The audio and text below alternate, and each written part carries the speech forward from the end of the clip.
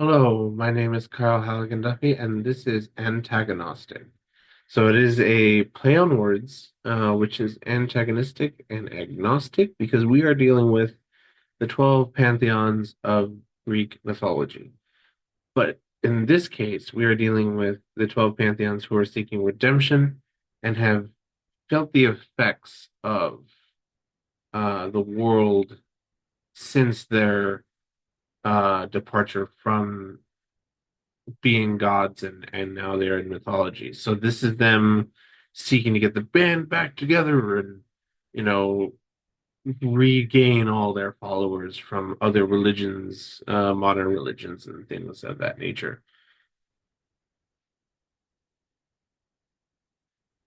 So Zeus is tired of being, third, fourth rate, whatever he is at this point, and he wants to be on top of religion again and take over from Buddhism, from Hinduism, from Christianity, and just be the top guy again. Um, he decides it's time to get everyone back, all of them, Dionysus, Athena, Hera, Aphrodite, needs to get back, and we need to, get all of our followers back onto our side. It's too bad, like I said before, they have felt the effects of the world over these centuries and centuries of being cast aside, and not all of them are the same as they used to be. This is gonna focus on the 12, maybe two in one episode, one in another, all of them trying to get attempts to get people back on their side.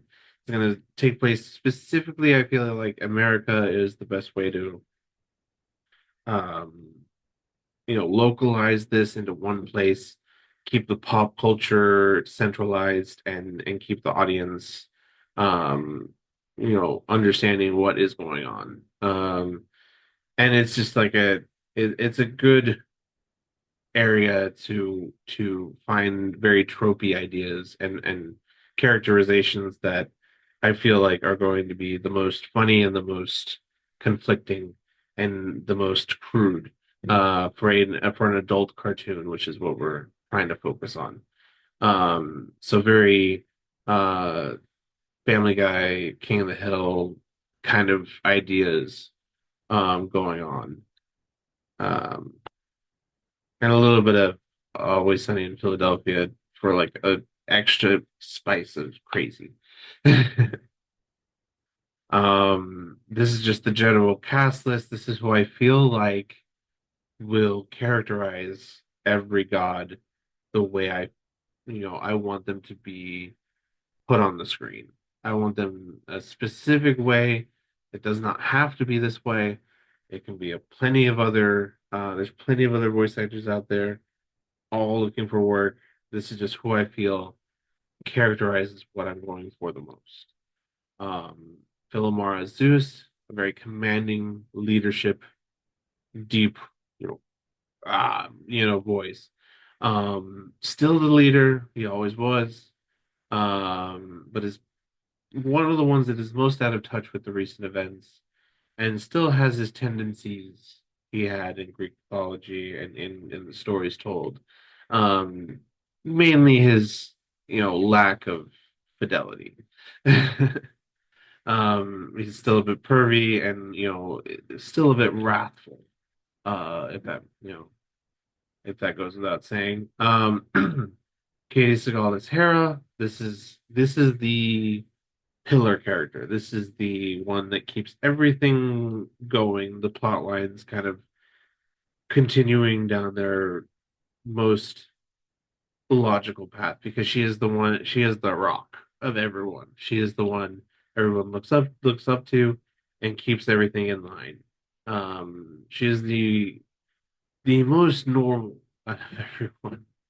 Um, then going to Aries. Mark Hamill, I feel like, would be the best for this. Very raspy, gritty voice, but also not afraid to get quirky and weird because this character, Ares, has consumed so much misinformation and disinformation that he's become over the century completely influenced by conspiracy theories. Completely like will believe the AI that we see today. He will believe the ludicrous ideas of the moon landing being hoax or who shot JFK, that kind of thing. He's completely absorbed it all and has become quite unhinged. Tommy Chong as Apollo. Apollo is the god of music and dance and art, and I wanted somebody that was very much um, a free thinker, hippie type. Tommy Chong obviously fits that bill. But obviously, I want that character not be an activist. That you portray a trope. You see an activist, and you see somebody, throwing bricks or at a rally or things like that. I want somebody that's more down to earth and just kind of wistful. And that's where I think this characterization needs to go for Apollo.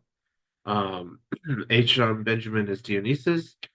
I feel like H. John Benjamin's monotone voice and his very slow lilt in his voice is perfect for Dionysus because Dionysus is no longer the party god he was. He is now signed up for Alcoholics Anonymous. He does not. He is completely sober. And when he does have alcohol or parties, it is bad because he will go off the rails completely. And I'll go into that a little bit later with the episode ideas. Harvey Feinstein is Aphrodite, Aphrodite, the god of beauty. Um, Now completely past her prime, is dealing with plastic surgery, um, trying to keep up with trends, fitness trends, beauty trends, all that kind of stuff.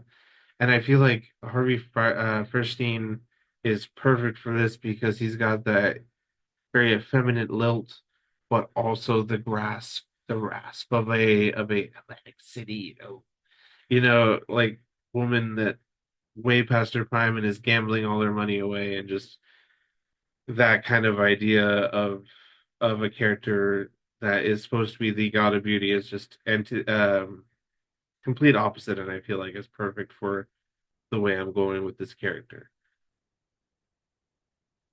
And then we have Sean Hayes as Poseidon. This is the interesting one because I want Poseidon to be the gay uncle. I want him to be the most effeminate, like fun loving, fun having, but isn't afraid to like put in some sass against the other gods. I want him to be such a fun character.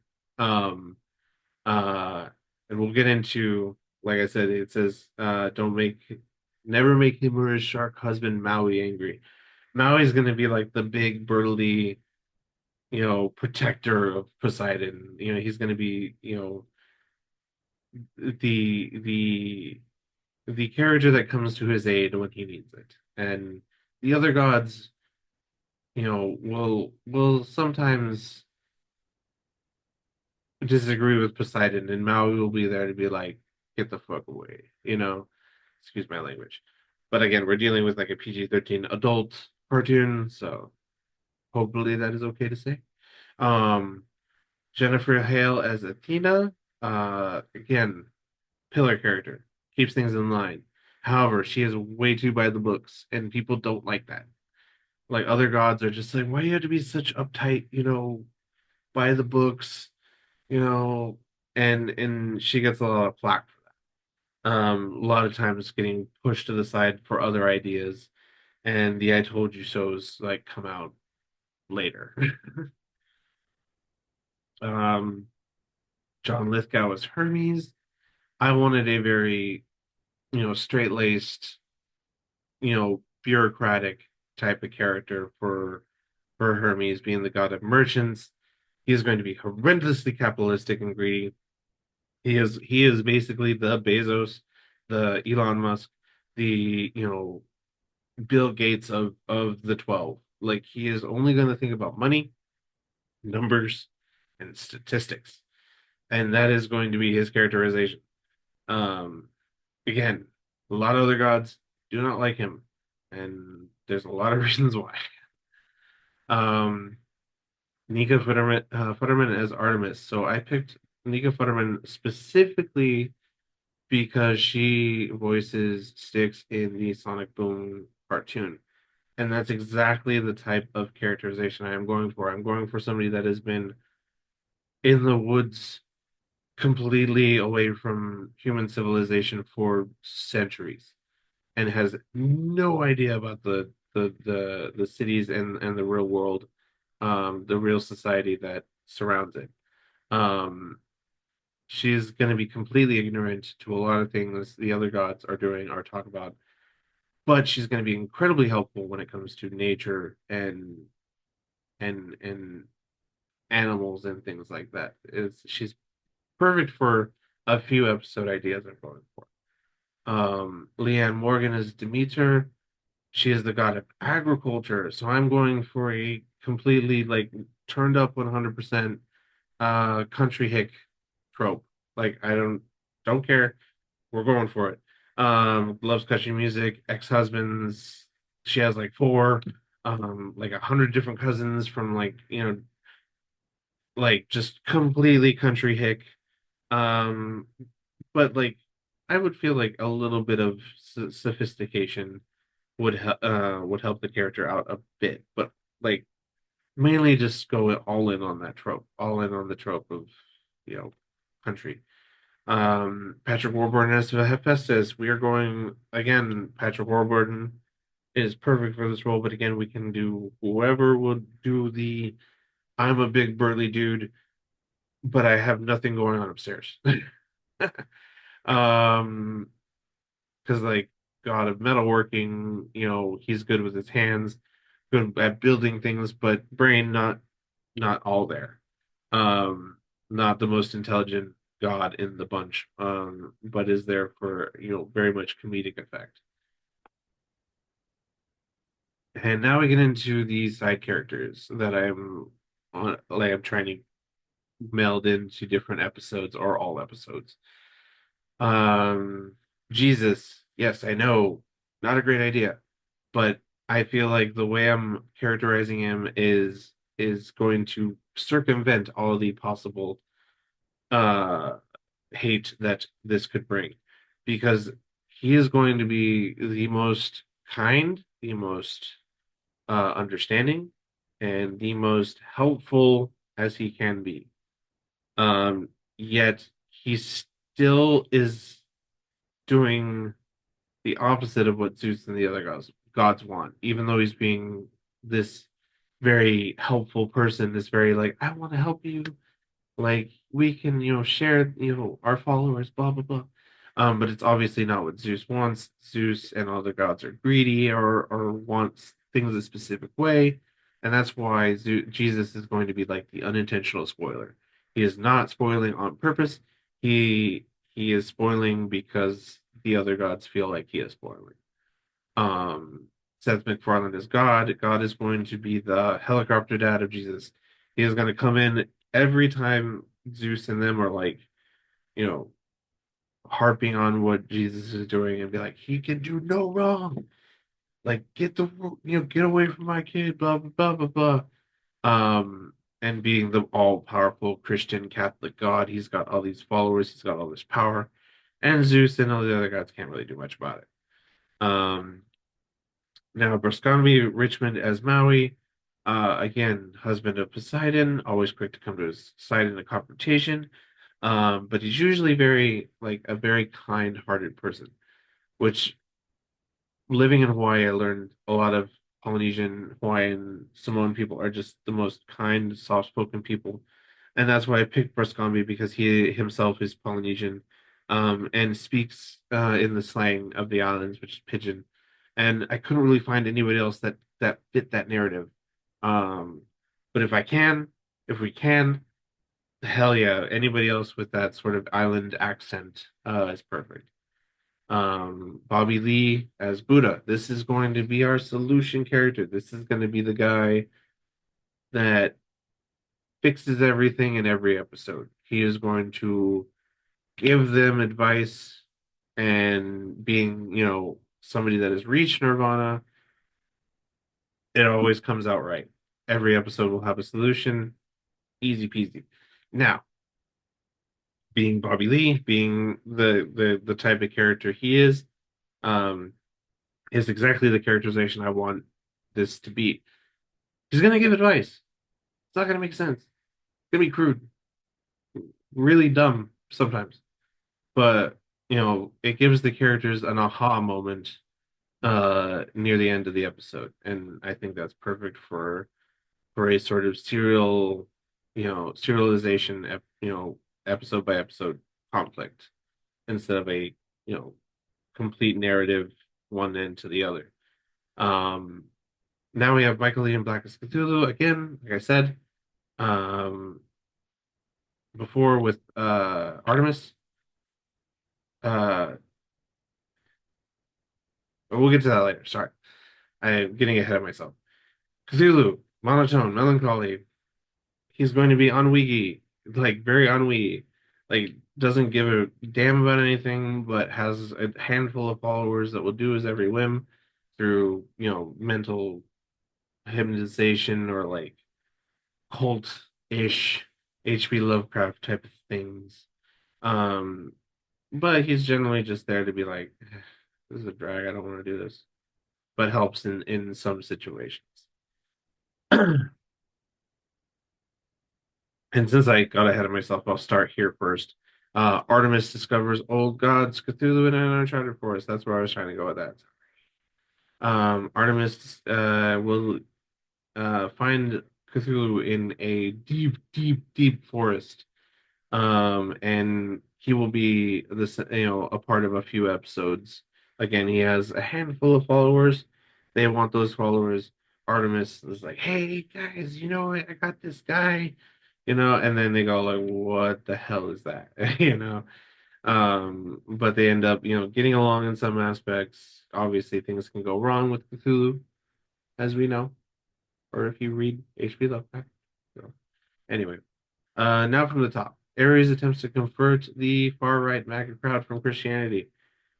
Ares being, like I said before, completely consumed with disinformation and misinformation. Like, all he knows is conspiracy theories. So who else knows a bunch about conspiracy theories? The far-right crowd. Perfect. Get those followers on board. Second, Hermes contacts the one percenters. Again, Hermes, god of merchants. Of course he can talk business. Of course he can get Elon and Bezos to get them and their customers, on the side of the 12 pantheons. Aphrodite and Poseidon start a drag competition to get the LGBTQ plus crowd. Aphrodite being the god of beauty, once god of beauty, as we talked about before, and Poseidon being very flamboyantly gay. They will start a drag competition, but they will conflict on what aspect of beauty they feel is the most important. That's going to be a character conflict, perfect for an episode. Apollo accidentally starts a cult. This is very much similar to like King of the Hill, that one King of the Hill episode, or that one Beavis and Butthead episode where they just kind of like stumble into a cult, or Apollo stumbles upon being worshipped by a bunch of people, and they drink the Kool-Aid and they do all the crazy things that cults do, and Apollo's like, um, Demeter becomes a country music superstar only to discover a conspiracy. This is another sort of tropey episode that has had iterations, but she becomes a country star only to figure out that the country stars have their own like Illuminati. Oh no, like, and she's got to figure out how to, stop them or even just convert them to the 12 pantheons. And that's always a fun tropey thing to do. Um, and then lastly, this is perfect for a season finale. This is perfect for like a cliffhanger episode. Dionysus goes on a universe destroying bender. Dionysus doesn't drink for the entire 8 episodes, or however many episodes we have, until the last one. And then he goes, completely off the wagon and destroys literally everything. And then you're left with either, you know, somebody has to fix it, or maybe just end completely on a cliffhanger and just go like, what now? Like everything is destroyed. What do we do? So perfect for like a season finale type of thing. So yeah, episode ideas. Episode. All right. Target audience, males from 15 to 35. This is a perfect range for like, you know, people that watch Family Guy, people that watch King of the Hill, people that watch Beavis and Butthead, that kind of crude uh adult cartoon range. Same thing with females from ages of 20 to 40. Uh Again, people who enjoy Family Guy, King of the Hill, Always Sunny, Kirby Enthusiasm. I want like a mixture of tropey pop culture and a mixture of very dry humor, very dry humor of like King of the Hill, or even like British Office, British The Office, that kind of very dry humor. The show should be edited for cable, for things like that. For PG-13 rating, again, censorship might be necessary for certain words, certain aspects of the show.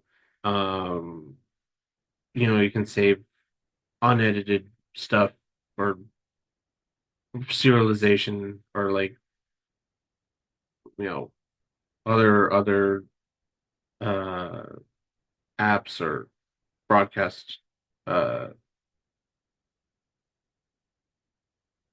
stuff.